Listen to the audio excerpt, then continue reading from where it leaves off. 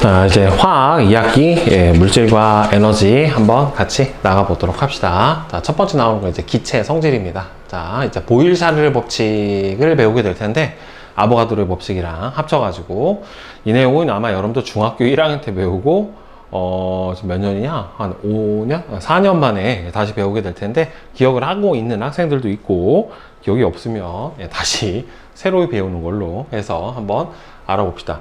자, 첫 번째 나오는 게 이제 기체 압력이에요, 압력. 자, 기체뿐만 아니라 그냥 압력. P라고 하는 거는, 자, 원래 압력은 단위 면적당, 단위 면적 제곱미터당 작용하는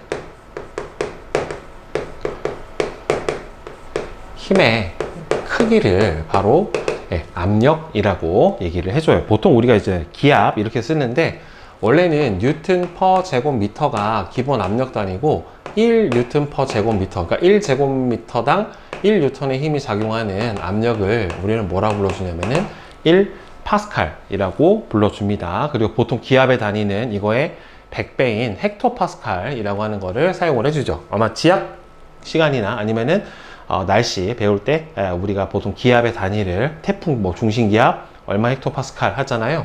그게 바로 요 헥토라고 하는 게 접두사로 10의 제곱에 해당이 되기 때문에 이 파스칼이 너무 작아서 보통 헥토파스칼이라고 하는 단위를 사용을 해주게 되는 거예요. 자, 그래서 기압은 기체 분자가 단위 면적 1제곱미터당 작용하는 힘의 크기를 바로 기압이라고 합니다. 그래서 기압이 나타나는 이유는 결국에는 기체 분자들은 온도가 0이 아닌 이상은 뭐냐면은 온도를 갖고 있을 거고, 온도를 갖고 있다는 소리는 스스로 에너지를 갖고 있기 때문에 얘네들이 운동을 해요. 그래서 기체 분자들이 끊임없이 정확하게는 직선 운동을 하면서 기체가 담긴 용기의 벽면에 충돌을 해주게 되면은, 충돌하는 과정에서 기체 분자가 완전 탄성 충돌을 하게 되고, 이 과정에서 운동량의 변화량만큼 뭘 주겠어요? 충격량을 준다란 말이에요. 그러면 결국엔 이 충격량이 힘으로 작용을 하게 되는 거고, 충격력이죠. 시간으로 나눠주게 되면은 그게 바로 단위 면적당 충돌하는 기체 분자의 개수, 이게 바로 압력이 되게 되는 거예요. 그래서 기체 압력의 크기는 단위 시간 동안 기체 분자가 용기 벽면에 충돌하는 횟수가 많을수록, 어차피 이제 온도가 같으면 운동 에너지가 다 같다라고 보고, 뒤에 이제서 이제 이상기체에서 배우게 될 텐데, 운동 에너지가 다 같다라고 보고, 그러면은 기체 입자 한 개가 충돌할 때 작용해주는 평균 힘의 크기가 다 모두 다 동일하다라고 가정을 하는 거예요. 그래서 충돌하는 횟수가 많으면 많을수록 결국에는 기체 입자 하나당 충돌하는 힘의 크기가 똑같으니까 기체 몰수가 몇 몰이 와서 충돌하느냐에 따라서 힘이 커지고, 힘이 커지니까 결국에는 압력이 커지게 되는 거죠. 그래서 기체 분자가 강하게 충돌할수록, 또는 한 번에 충돌하는 입자 수가 많으면 많을수록 기체의 압력 자체는 커지게 됩니다.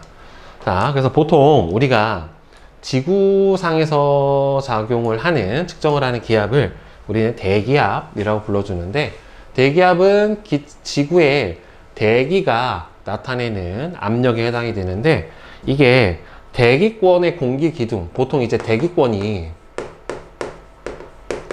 1000km 정도의 높이에 해당이 되는데, 대기권 공기 기둥 1000km의 무게, 지표면을 누르는 공기 기둥 1000km의 무게, 이게 뭐랑 비슷하냐면은 물 기둥 10m의 무게하고 거의 같아요. 그래서 수심 10m에서 느끼는 기압이랑 지표면에서 대기가 눌러주는 기압이랑 압력이랑 거의 같습니다. 그래서 이거를 측정한 사람이 이제 이탈리아의 과학자 토리첼리고, 여러분들이 뭐 기억이 나는지 모르겠지만 수은 기둥을 통해서 수은 기둥의 높이로 대기압을 측정을 해줬단 말이에요. 그러니까 이 유리관에 거꾸로 세워서 여기다가 수은을 가득 이렇게 담은 다음에 수은이 담긴 수조에다 얘를 거꾸로 확 뒤집어 놓은 거예요. 그러면 얘가 조금 내려가거든요. 그래서 여기는 아예 기체가 없는 상태이기 때문에 이 위는 진공이 되고, 왜냐하면은 여기서 기체가 있으면 이 기체가 이 수은 기둥을 눌러주는 힘이 있을 텐데, 아예 여기 위는 진공 상태가 되고, 그러면은 이 수은 기둥이 단위 면적당 눌러주는 무게랑 밖에서 대기압이 눌러주는 무게가 서로 같은 거죠. 그래서 측정을 하는 거는 여기 수면에서 측정을 하는 거예요. 이렇게 딱 같은 높이에서 여기서 그래서 같은 높이에서 수은 기둥의 무게랑 밖에 대기압이 눌러주면 다시 얘를 이렇게 떠받치는 거니까 결국에는 이 힘이 다 같게 돼서 밖에서 수은 기둥의 무게랑 대기압이랑 같은 높이를 측정을 해보니까 수은 기둥이 얼마 있었을 때 760mm가 됐었을 때 이 무게가 뭐랑 같더라? 대기압의 크기랑 같더라. 그러니까 왜 무게라고 표현을 하냐면 여기 단위 면적당 작용하는 수은 기둥의 무게가 대기 압력이랑 같더라 라고 하는 거예요. 그래서 1기압은 보통 1기압은 760mm Hg 또는 76cm Hg, 그러니까 수은 기둥 76cm의 무게랑 같다라고 봅니다. 이거를 보통 뭐라고도 표현을 해주냐면 760 토르라고도 표현을 해요. 이 토리첼리의 이름을 따서 이 기압 단위 중에 토르라고 하는 단위도 사용을 해주는데 이 토르가 바로 76cm의 760mm의 수은 기둥의 무게랑 대기압이 같다라는 의미인데 보통 760 또는 76cm의 수은 기둥의 무게랑 같다라는 소리예요. 따라서 얘는 단위 면적당 작용하는 힘의 크기에 해당이 되기 때문에 만약에 수은 기둥을 이렇게 두고서 이렇게 조금 가느다란 수은 기둥을 사용을 하던 이렇게 굵은 시험관을 사용을 하던 얘가 이렇게 기울어져 있던 간에 높이는 다 어떻게 되냐면 동일하게 가늘던 굵던 기울어지던 이 높이는 1기압이면은 76cm로 모두 동일하게 나타나 주게 됩니다. 단위 면적당 작용하는 힘의 크기라 그래요. 당연히 외부 압력이 작아지면 눌러주는 힘의 크기가 줄어드니까 수은 기둥의 높이도 낮아지게 될 거고, 외부 압력이 커지면 수은 기둥의 높이도 높아지는 이런 관계가 형성이 됩니다. 자, 그러면 기체의 부피, 압력, 온도, 양, 몰수 사이의 관계를 보면은 자, 기체의 압력하고 부피 사이의 관계를 알아보게 되는 공식이 바로 여러분들 기억하고 있는 보일의 법칙입니다. 자, 보일은 이제 과학자 이름이죠. 그래서 일정한 온도에서 보일의 법칙을 적용을 시켜주려면 온도 값이 일정해야 돼요. 일정한 온도에서 한쪽 끝이 막힌 J자관에다가 수은을 집어넣으면 더 압력을 증가시키면은 점점 처음에 여기 기체가 들어있잖아요. 그러면 요 J자관 밑에 수은이 이렇게 채워져 있는데, 자, 그러면 여기가 높이가 똑같죠. 그러면 밖에서 눌러주는 대기압과 여기를 채우고 있는 수은 기둥에 어떻게 돼요? 저기 여기 기체 압력과 이 밖에서 눌러주는 대기압의 크기가 서로 같은 상태가 되는 거예요. 즉, 여기서 잴 때는 이 밖에 있는 이쪽에 있는 수은 기둥과 왼쪽에 있는 수은 기둥의 높이를 같게 측정을 해내야지 같게 되는 거예요. 그러니까 한쪽을 기준으로 두고서 여기서 이건 높이 차가 없잖아요. 그러니까 여기서 여기하고 높이 차가 없으니까 여기 기체 압력이랑 대기압이랑 같다라고 볼 수가 있는데, 만약에 수은을 더 넣어줬어요. 수은을 더 넣어주면 J자관이 왼쪽으로 밀려가지고 이렇게 쭉 올라가게 되면서 여기 원래 기준으로 하는 게 아니라 이 기체가 차지하고 있는 이 최고 높이에서 쭉 그어줘요. 그러면 요만큼의 수은 기둥의 높이가 외부가 더 높죠. 그렇다는 소리는 여기 기체 내부의 압력은 밖에서 눌러주는 대기압 1기압에다가 요 수은 기둥의 압력만큼이 어떻게 되는 거예요? 더해진 게 요 기체에 뭐가 된다? 압력이 된다. 그러니까 원래는 대기압 1기압이었었는데 수은 기둥의 높이만큼 압력이 추가가 됐고, 따라서 압력이 커진 만큼 어떻게 된 거예요? 부피가 줄어든 게 된 거죠. 그러니까 수은 기둥의 높이를 우리가 부피라고 특정을 지을 수 있는 거는 요 J자관의 면적이 똑같으니까 면적 곱하기 높이 값이 부피니까, 따라서 높이비는 그냥 부피비다 라고 우리가 생각을 해볼 수가 있어요. 만약에 여기다가 더 집어넣어 주게 되면은, 여기다 수은을 더 집어넣어 주게 되면은 높이 차이가 더 많이 나게 되고, 그러면은 어떻게 됐어요? 얘가 수은기둥이 왼쪽으로 더 올라왔죠. 기체 부피는 더 줄어들었고 당연히 대기압에다가 플러스되어 있는 수은기둥의 압력이 더 커지게 되니까 어떻게 되겠어요? 예, 압력값은 더 커졌고 기체 부피는 줄어들게 되는 이런 관계가 형성이 됩니다. 자, 그런데 여기서 하나 주의할 게 있는데 예를 들어서 여기 이렇게 같은 상태에서 높이가 같은 상태에서 여기다가 H만큼의 높이에 해당하는 수온을 집어넣으면은 H만큼 부피가 차이가 나느냐? 아니에요. 왜 그러냐면 얘가 눌리잖아요. 그럼 이 기체 부피가 줄어드니까 얘가 올라가. 그럼 얘가 이렇게 올라가고 얘는 상대적으로 좀 내려가. 그렇기 때문에 실제로 여기다가 H만큼 높이에 해당하는 수온을 넣는다고 해서 이 둘의 수온 기둥의 높이 차가 H가 되진 않아요. 그러니까 다시 설명을 해주면 여기 지금 1기압이잖아요. 여기서 1기압. 딱 여기하고 여기하고 높이 같기 때문에 여기서 외부 압력이 1기압인데 여기다가 수온을 즉 76cm에 해당하는 수온을 더 집어 넣어주면 여기 높이가 딱 76이 되는 게 아니라 76보다는 더 작아진다고요. 왜 그러냐면 이 기체 부피가 줄어들어야 되기 때문에 수온이 밀려서 왼쪽으로 올라가요. 그래서 얘는 약간 내려가니까 실제로 76을 부어주면은 76보다는 좀 더 낮기 때문에 기체 부피를 절반으로 줄여주려면은 이거보다는 조금 더 76보다는 더 많은 양의 수온을 집어 넣어줘야 실제 부피가 2분의 1로 줄어들게 돼요. 즉, 왜 그러냐면 이게 고정값이 아니라 눌리면 기체 부피가 줄어들어서 수온이 올라간단 말이죠. 그럼 올라간 만큼 얘가 내려가니까 이 내려간 높이만큼에 해당하는 수온을 좀 더 집어넣어줘야 우리가 원래 원했던 높이 차를 만들어낼 수 있다라고 하는 거예요. 이것 때문에 학생들이 많이 틀리니까 나중에 문제가 나올 겁니다. 저 부분은.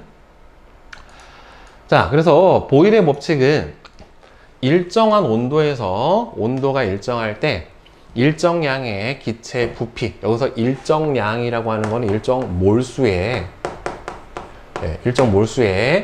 기체의 부피는 뭐에? 압력값에 반비례한다라고 하는 거예요. 그래서 보면은 P일 때 부피가 V였고 2P가 되면은 2분의 1 V로 줄고 4P가 되면은 4분의 1 V로 줄죠. 그래서 압력이 커진 만큼 부피가 줄어들게 되고 따라서 대신에 압력과 부피의 곱은 PV 이것도 곱해주면 PV가 되죠. 그러니까 여기 압력을 P1, 여기 압력을 P2, 여기 압력을 P3, 여기 압력을 V1, VP를 V2, V3라고 했었을 때 항상 무슨 값이 같다?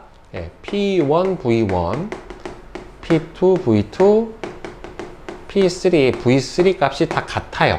즉 기체의 양이 일정하다라고 하면은 몰수가 일정하다라고 하면은 압력과 부피의 곱은 항상 일정하다. 즉 압력이 커진 만큼 부피가 줄어들어서 이 값은 항상 일정하게 나타나게 되더라 라고 하는 겁니다. 그래서 부피는 압력에 반비례하고 또는 PV 값은 항상 일정한데 그 일정하다라고 하면은 어떤 특정한 상수값으로 변하지 않는다 라고 해서 상수값 K다 라고 이렇게 줄 수가 있겠죠. 그래서 보일의 법칙은 항상 일정한 온도에서 일정량의 기체의 압력과 부피의 곱은 항상 일정하고 이때 사용하는 압력의 단위는 보통 우리가 기압을 사용을 합니다. 1기압, 1atm 이라고 하는 1기압을 나타내주는 기압 단위로 사용을 해줘요. 뭐 다른 단위로 사용을 해주면 대신에 다 압력 단위를 일치를 시켜줘야 되겠죠. 기압이 아니라 파스칼을 쓰던지 아니면 뉴턴 퍼 제곱미터를 쓰던지. 보통은 물리에서는 뉴턴 퍼 제곱미터인 파스칼을 보통 많이 사용을 하고요. 화학에서는 기압 단위인 atm을 보통 많이 사용을 해줍니다. 자, 그래서 뭐 20도씨 1기압에서 일정량의 헬륨 기체 부피가 250이면은 기체 압력을 5기압으로 높이면 압력이 5배가 됐으니까 기체 부피는 얼마가 돼야 돼요? 5분의 1이 돼야 되니까 50ml. 네, 이런 식으로 해서 기체의 부피를 구해줄 수가 있게 되겠죠. 자, 그래서 보일의 법칙 관련된 그래프는 일단은 온도가 일정할 때 압력과 부피는 서로 반비례하고요. 그 다음에는 압력이 일정할 때 기체 부피의 역수값은 비례하죠. 이거랑 어차피 같은 그래프고, 그 다음에 압력이나 부피에 상관없이 항상 PV 값은 기체 몰수가 일정하게 되면 어떻게 나타나요? 이렇게 일정하게 나타나게 돼요. 단 이게 T가 일정해야 되는데 온도가 일정해야 되는데 온도 조건이 예를 들어서 T1인 경우랑 T2인 경우랑 이렇게 두 가지가 있는데 T1의 온도가 T2보다 높아요. 그렇게 되면은 보일의 법칙 그래프가 어떻게 나타나냐면 같은 압력에서 온도가 높은 쪽이 부피가 클 거기 때문에 여기서 그래프가 하나가 더 나오겠죠. 이렇게 똑같이 반비를 하게 되는데 자 같은 압력에서 부피가 좀 더 큰 T1, T2 라고 봤었을 때 얘가 더 고온에 해당이 되는 거예요. 이 그래프가 이렇게 나옵니다. 자 다음에 얘는 같은 압력이었을 때 기체의 부피의 역수하고 비례 관계가 해당이 된다라고 했으니까 그러면은 이 둘 중에는 누가 더 부피가 더 크겠어요? 부피가 큰 게 역수값은 어떻게 나타나겠어요? 더 작게 나타날 테니까 얘가 T1에 해당이 될 거고 얘가 T2에 해당이 될 거고 그 다음에는 이 값은 이렇게 일정한데 온도가 높은 쪽이 같은 압력에서 부피가 클 거란 말이에요. 그렇죠? 그렇기 때문에 더 크게 나타나는 위에가 T1, T2 해서 이렇게 나타나게 돼요. 값 자체는 일정하지만은 더 온도가 높은 게 더 큰 부피에서 값이 결정이 되기 때문에 온도가 다른 경우에 보일의 법칙 그래프는 이렇게 다른 형태로 나타내 줄 수 있다라고 하는 거 같이 알아두시기 바랍니다. 그리고 참고로 여기서 온도는 섭씨 온도가 아니라 앞으로도 사용을 하겠지만은 절대 온도 여러분들 켈빈이라고 하는 값을 사용을 해줘요. 뒤에서 배울 샤를 법칙도 다 켈빈 값 절대 온도를 사용을 해줍니다. 자, 그래서 보일의 법칙과 기체 분자의 운동을 보게 되면은 온도와 기체 양이 일정을 할 때, 몰수가 일정할 때 외부의 압력을 높이면 기체의 부피가 줄어들면서 기체 분자의 실린더 벽면에 충돌하는 횟수가 많아져요. 그러니까 이 상태에서 부피가 줄어들게 되면은 이 기체 분자가 운동할 수 있는 공간이 줄어들게 되니까 얘네들이 어떻게 돼요? 조금만 가더라도 원래 갔던 거리보다 더 짧은 거리를 가도 어떻게 돼요? 충돌을 하잖아요. 그렇죠? 그래서 벽면에 충돌하는 횟수가 많아지기 때문에 압력이 커져요. 따라서 이때 실린더 한 기체의 압력이 외부 압력하고 같아질 때까지 기체 부피가 감소를 하게 돼요. 그러니까 실린더가 멈추면 이 외부 압력 P랑 내부 압력 P가 서로 같아졌다라는 의미이기 때문에 이때 실린더 한 기체 압력은 외부 압력하고 같아질 때까지 감소를 해주게 돼요. 그러니까 기체 내부 압력을 결정하는 거는 기체 분자가 충돌하는 횟수가 많아지던가 아니면은 한 번 충돌할 때 얼마나 큰 세기로 가서 충돌을 하는가 단위 면적당 작용하는 기체 분자의 입자의 힘의 크기 총 힘의 크기로 압력을 결정을 지어주게 돼요. 그러니까 보일의 법칙은 결국에는 온도 일정할 때 기체 부피가 압력에 반비례한다라고 하는 거기 때문에 헬륨 기체를 채운 풍선이 그러니까 왜 놀이동산에서 갖고 노는 풍선 같은 거 놓쳐버리면은 위로 계속 쭉 올라가다 밀도차 때문에 부력이 생기니까 올라가다가 기압이 점점 낮아지면 점점 팽창해서 빵 터지게 될 거란 말이에요. 물속에서 잠수부의 호흡으로 만들어진 기포가 그렇죠. 여기서 뽀글뽀글 이렇게 올라오면서 위로 이렇게 점점 공기방울이 커지는 것도 수압이 낮아지기 때문에 어떻게 돼요? 점점 커지게 되는 현상이 나타나게 되는 거고 자동차가 충돌할 때 팽창한 에어백이 사람하고 부딪히면서 압력을 받아서 부피가 줄어들면서 이때 부피가 줄어드는 과정에서 충돌 시간이 늘어나니까 충격력을 줄여준다던가 또는 비행기 내부는 압력이 작으니까 올라갔었을 때 이륙했었을 때 귀가 멍멍해진다던가 아니면은 그 기내식 같은 거 받아보면 이렇게 밀폐된 봉지에 들어있는 음식물 같은 경우는 빵빵하게 부푸는 경우 볼 수 있어요. 초코파이 같은 거 하나 들고 타보면 이렇게 해서 순환고도 올라가면 얘가 빵빵해지게 되는 거를 여러분들 볼 수가 있습니다. 자, 그리고 참고로 아까 선생님이 수심 10m당 이게 압력이 1기압이랑 같다라고 했잖아요. 그러면 예를 들어서 바닷속 대략 수십 10m 안으로 들어가 있으면 여기에서의 실제 압력은 얼마가 되냐면 이 물기둥 10m에 해당하는 압력 1기압과 밖에서 눌러주는 실제 대기압 1기압이 있기 때문에 이 대기압에다가 수압 1기압이 더해져서 실제로 요 10m 여기에서 느껴지는 압력은 몇 기압이 되냐면은 2기압이 됩니다, 여러분들.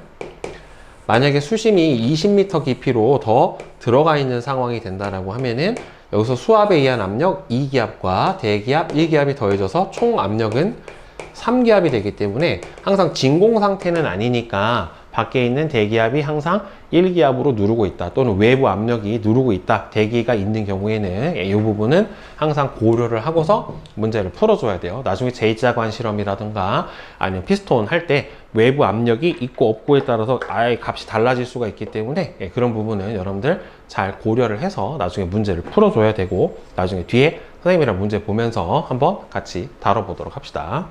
자, 이제 두 번째는 앞에서는 온도가 일정할 때 기체의 부피와 압력 사이 관계인 보일의 법칙에 대해서 했는데, 자, 이번에는 이제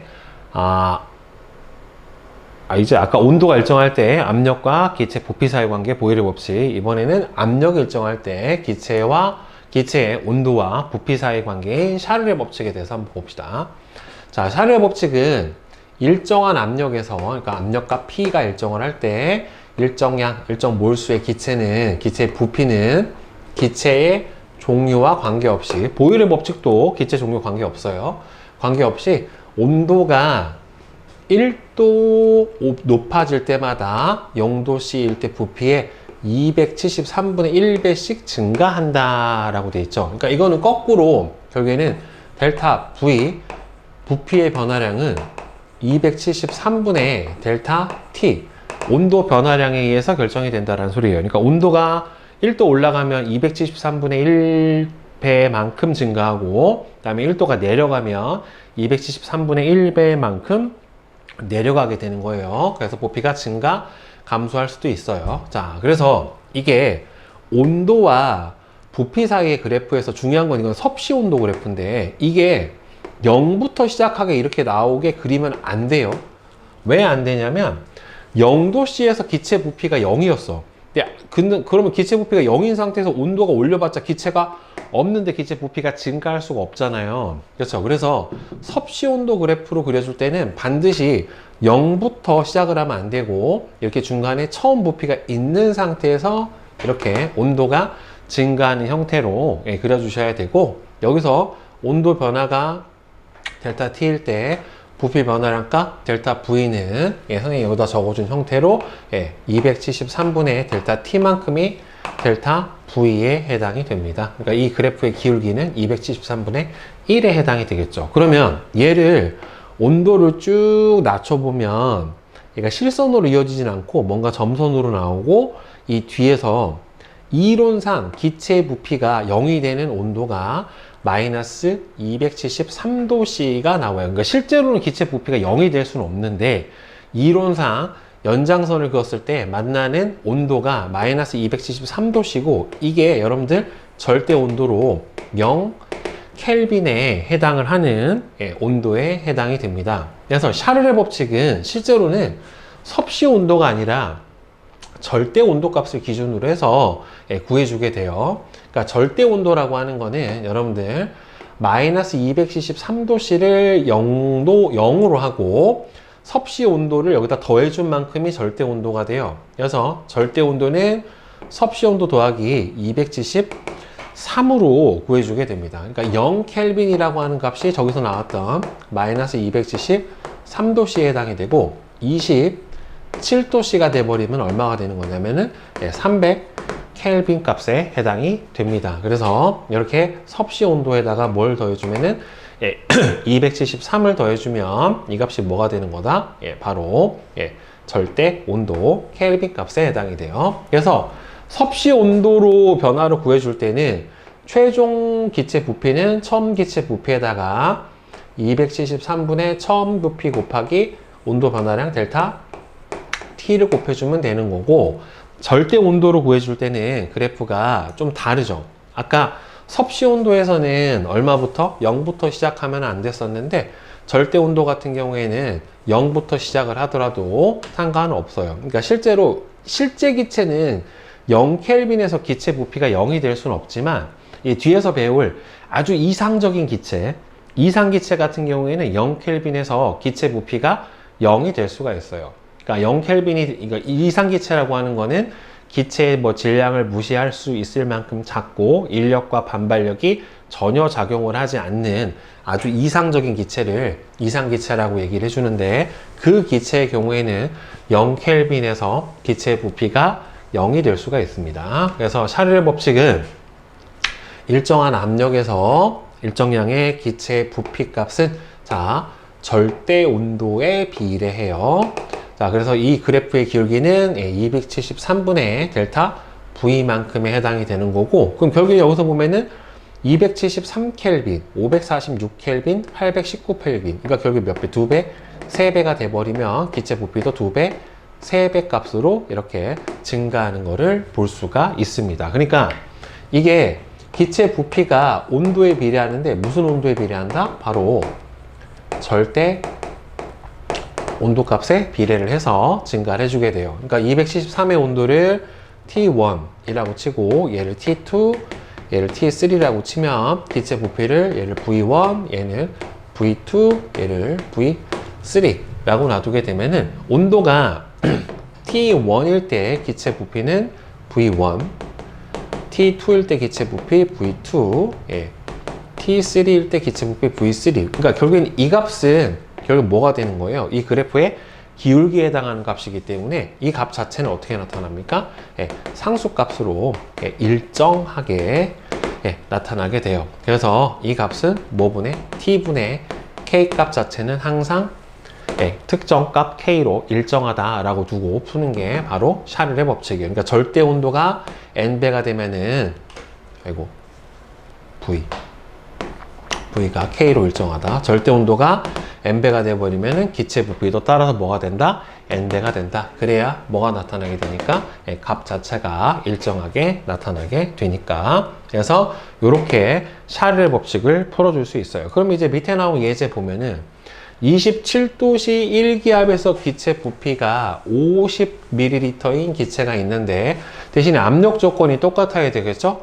압력에서 온도를 87도씨로 높이면 기체 부피는 얼마가 되겠느냐? 그럼 27도씨면은 273을 더해주면은 300켈빈에 해당이 되는 거고, 87도씨면 273을 더해주면은 360에 해당이 된다는 말이에요. 그러면 샤를의 법칙에 의해서 300켈빈일 때 기체 부피가 50이었으니까 360이 되면 기체 부피 V가 얼마가 되겠느냐? 왜? 기체 몰수가 일정하니까.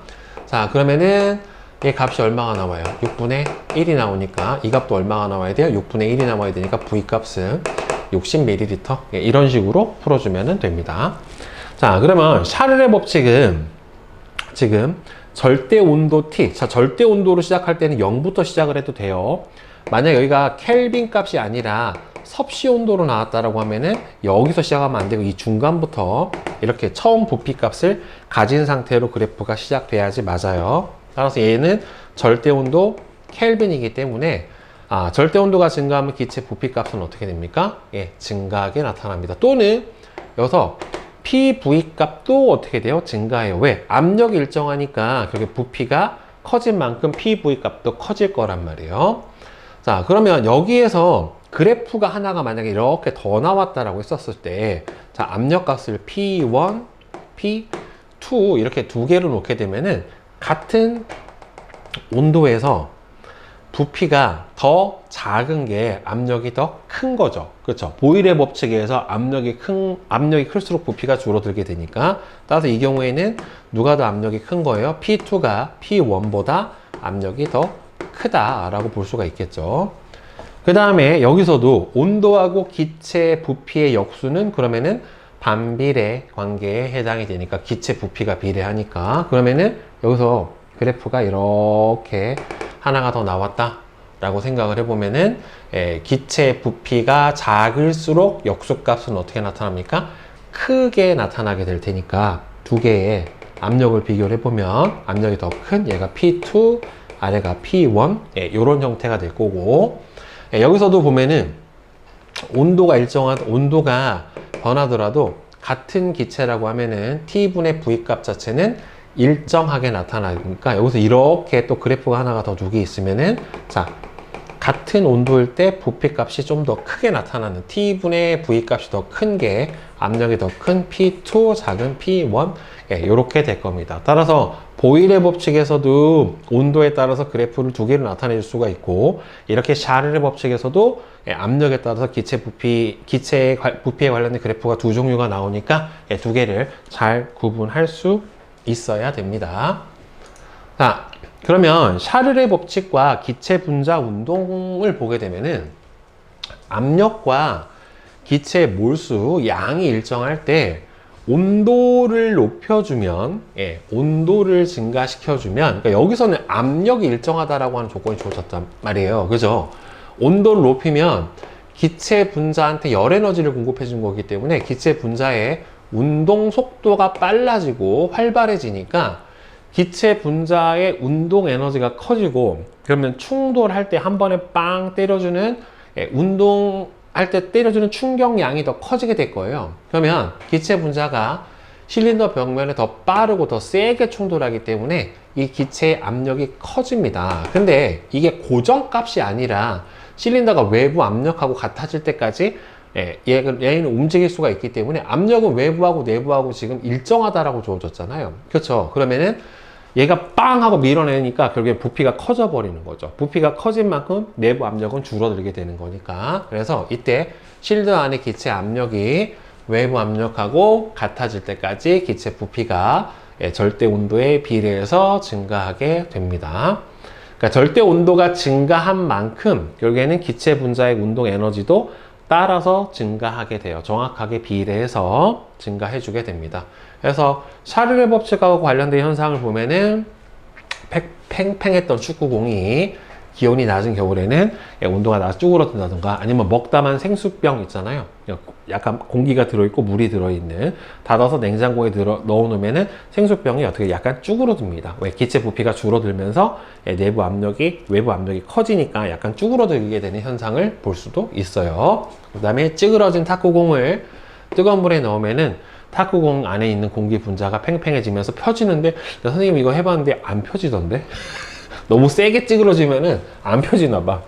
그 다음에 풍선을 액체 질소에 넣으면 쭈그러들고 원래 상태로 꺼내면은 부피가 증가하면서 다시 팽팽해지는 이런 원리들은 중학교 때도 배웠었고.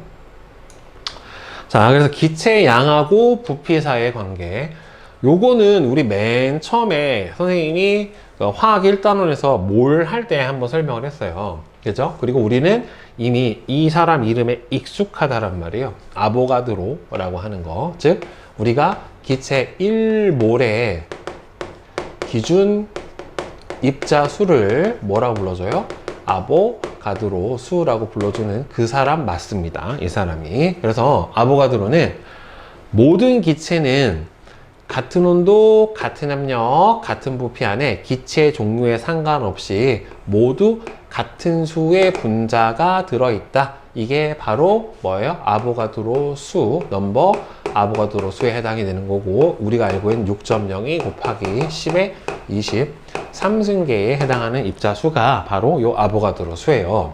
그래서 아보가드로의 법칙은 온도, 압력, 부피가 같으면 기체 종류 상관없이 같은 부피 안에는 다 같은 수의 분자가 포함이 된다. 그러니까 일정한 온도와 압력에서 기체 종류 무관하게 기체 부피비는 결국에는 기체 몰수에 비례하게 된다. 그래서 우리가 온도 압력 조건이 똑같을 때 부피비 이퀄 기체의 몰수비로 사용을 할 수 있는 거는 바로 요 아보가드로의 법칙 때문이에요. 그래서 여기서는 온도 압력이 일정하다라는 일정한 온도 압력 조건에서 기체 부피는 몰수에 비례하게 돼요. 그래서 기체 종류 상관없으니까 V는 K, N, 즉 상수 곱하기 몰수 값이 기체 부피와 같다라고 구해줄 수가 있게 되는 거죠. 그러니까 일정한 온도와 압력에서 기체의 부피와 기체의 몰의 비는 항상 일정하죠. 우리가 얘기를 했던 0도씨 알고 있는 기체 1몰의 부피 조건, 1기압 조건. 그러니까 0도씨면은 여기서는 우리 273켈빈 조건이죠.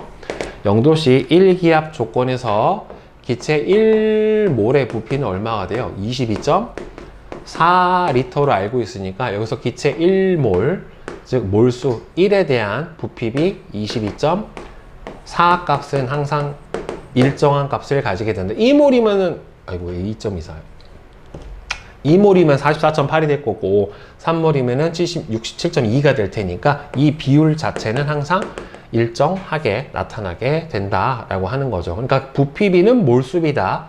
온도 압력 쪽과 똑같을 때 그게 아보가드로의 법칙이에요. 그러니까 지금 우리 세 가지가 일정하다고 배웠어요. 즉, 자, 온도 일정할 때 T가 일정을 할 때 PV 값은 K 값으로 일정하다. 이게 보일의 법칙. 그다음 P가 일정할 때 뭐하고 T분의 V값, 여기서 절대 온도분의 부피 B 값은 항상 어떻다? K 값으로 일정하다라고 하는 거를 지금 샤르르 법칙으로 했고요.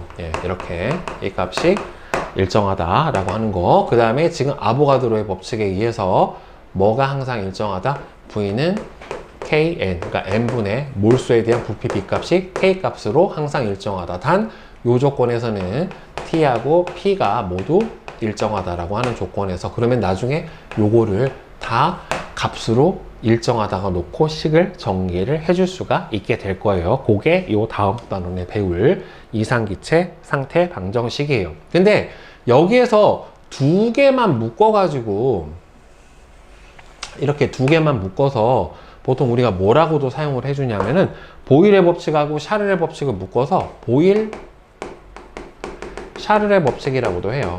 왜 그러냐면 이게 딱 온도 조건만 일정하게 주던가 압력 조건이 일정하게 안 주고 온도 압력이 동시에 다 변할 수도 있잖아요. 그렇죠? 그래서 이 조건을 쓸 때는 결국에는 이 두 개를 합친 거예요. T1분의 V1 값이랑 T2분의 V2 값이 항상 같잖아요. 이 값이 일정한데 근데 만약에 T1, T2가 같다라는 조건 하에서는 P1, V1 대 P2, V2가 같잖아요. 그렇죠? 그러니까 결국에는 이 값이 일정해야 돼요. 그러니까 온도 바뀌고 압력이 바뀌면 부피도 같이 바뀌게 될 텐데 온도, 압력, 부피 사이의 관계, 온도, 압력, 부피 사이의 관계가 항상 일정하다. T분의 PV 값은 항상 일정하다. 이게 바로 보일 샤르르 법칙이에요. 보일하고 샤르르 법칙을 한꺼번에 묶어서 사용을 해주는 거라서 나중에 필요할 때는 이 조건을 이용해서 문제를 풀어주시면 됩니다. 자, 그러면 예제에 나온 거는 0도씨 1기압에서 헬륨 1몰의 부피가 22.4면은 같은 온도에서 압력에서 네온 3몰이면은 부피가 3배가 되겠죠. 따라서 67.2L가 될 거란 말이에요.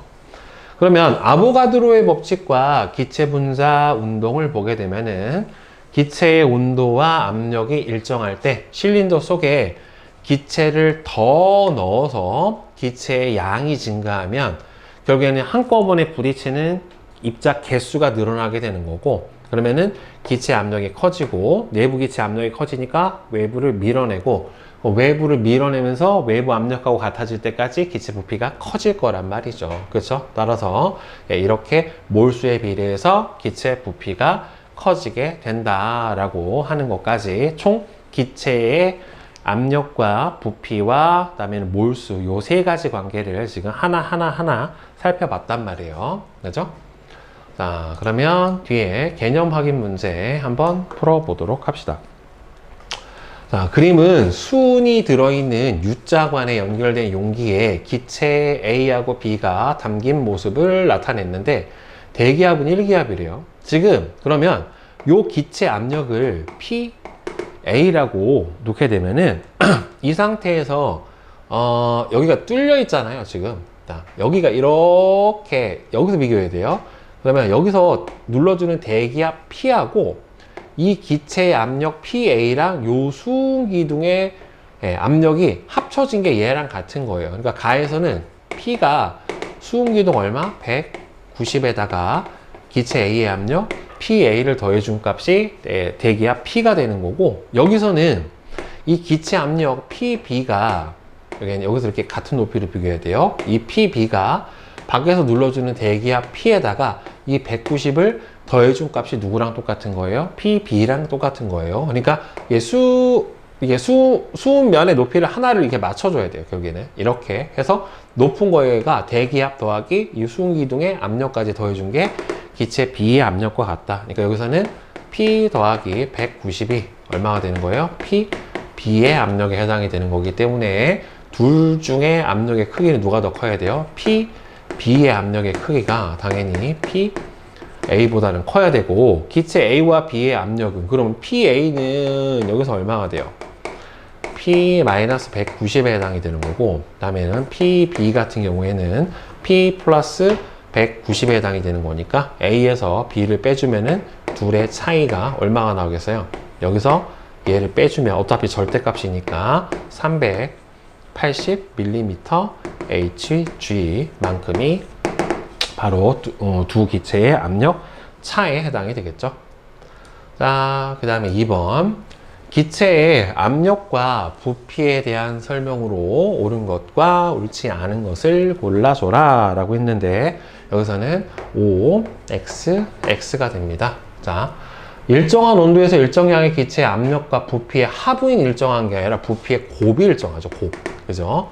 헬륨 기체를 채운 풍선은 하늘 높이 올라갈수록 풍선의 크기가 점점 커지죠. 왜냐면은 높이 올라가면 대기가 희박해지기 때문에 압력값이 작아져서 기체 부피가 늘어나게 될 거란 말이죠. 결국에는. 자, 25도씨 1기압에서 부피가 12리터인 질소를 같은 온도에서 부피가 4리터인 용기로 옮겼을 때, 자, 그러면 여기서 온도는 같고, 지금 1기압에서 12리터였는데, 같은 온도에서 부피가, 이때 압력은 모르고, 부피가 4리터인 용기로 옮겨버리면 보일의 법칙에 의해서 얼마가 되겠어요? 3기압. 그렇죠? 이렇게 풀어주면 될 거고. 자, 그 다음에 4번. 기체의 온도와 부피의 관계에 대한 설명으로 옳은 것과 옳지 않은 것은 OX예요. 자, 일정한 온도와 압력에서 기체 부피는 일정한 온도와 압력에서 기체 부피는 양에 반비례하는 게 아니라 아보가드로의 법칙에 의해서 비례한다 라고 나와줘야 되겠죠. 그 다음에 5번. 그림은 샤를의 법칙 관련 그래프를 나타냈는데, 보면은 V는 부피고 T는 절대 온도고 V, T분의 V, T분의 1을 순서 없이 나타냈대요. 그러면은 절대 온도랑 뭐가 비례합니까? 부피가 비례하고 절대 온도랑 V분의 1 값은 반비례하게 될 거고, 그 다음에는 T분의 T하고 V분의 T가 아니라 T분의 V 값 자체는 일정하게 나타나게 될 거예요. 자, 그럼 6번 보면은, 자, 20도씨 1기압에서 수소 0.5몰의 부피가 12리터일 때 같은 온도 압력에서 자, 36리터. 그럼 기체 부피가 3배가 됐으니까 기체 몰수도 3배가 돼야 되겠죠. 그러니까 몇 몰? 1.5몰. 이렇게 해서 풀어주시면 되겠죠.